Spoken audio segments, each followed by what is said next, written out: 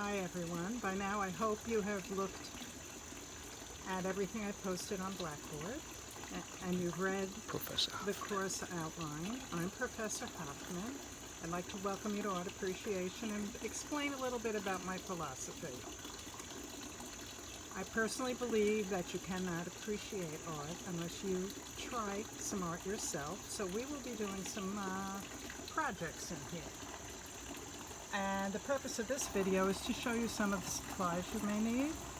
I will revisit this again next week. I don't want to inundate you with too many things this week and too much information. So there's some things will be continued next time. Also, I'd like to show you the text. And I also believe in order to appreciate art, you need to see art in person. Which kind of creates a conundrum this semester. Many of the museums have just reopened. You need an appointment to go to them. And if you looked at the course outline, you see that your term project is a visit to a museum.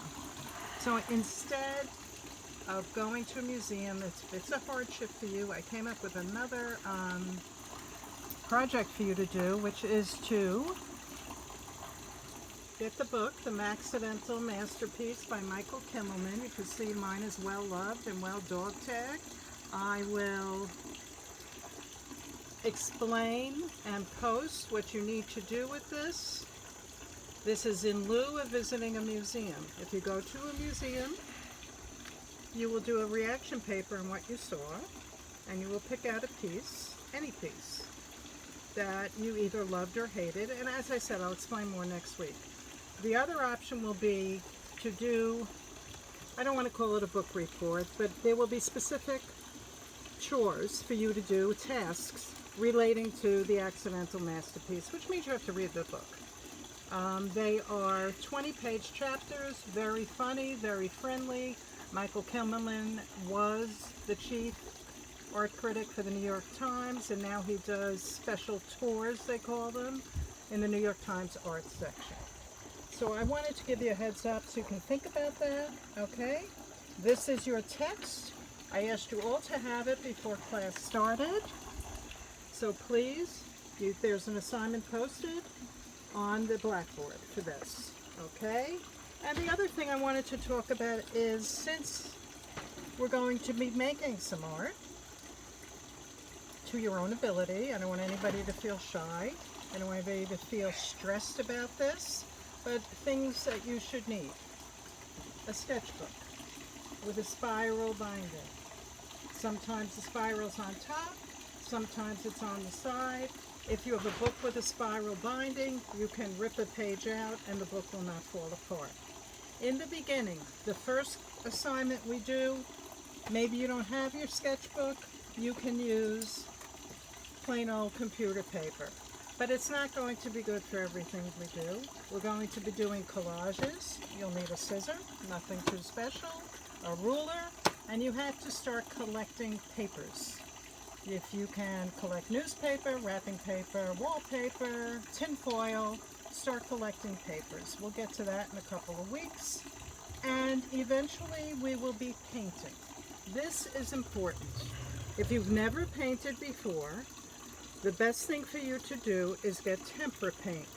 I think this is $6 I paid at Michael's. However, you have to get the right set of tempera paint. No day glow colors. Make sure your colors are pure. Sometimes they're too pastel. So make sure you read what colors are in here. There's a picture, and this is the correct set. I have red paint, yellow paint, blue paint, black paint, and white paint. That's all you need as far as paint goes. If you own paint, they also throw in a brown. We probably won't use the brown. If you already own paint, if it's acrylic paint, we're fine. If it's watercolor, So it's either going to be tempera paint or acrylic paint, and you will need brushes. These are for tempera paint, the brushes I'm showing you now. This is a medium size, all around, round brush. You see that it's round, the tip? And this is a smaller one for detail work. So if you look on the shaft of the brush, on the handle, it has a number. Usually the detail brushes are number 1s or number 2s. This larger brush, which is a medium-sized brush, is a number 8. So those are two good all-around brushes. I think you'll be happy with them. Of course, if you're going to keep taking art, you might want to get more complicated. Make sure you get good quality. The brushes you use in school are usually made from Squirrel. That's fine for this class. If you're going to do acrylic, you can't use those. You need a stiffer brush. Usually a synthetic brush. You see that? Much stiffer. It can hold. Acrylic's more like, it's liquid plastic really. So you need a heavy brush. You can imagine trying to paint with plastic. A good eraser, just a gum eraser, not a pink eraser. We don't want to rip out paper. We don't want to leave residue. Gum eraser is good. And I hope we have a good semester. Please email me if you have any questions. And I look forward to working with you.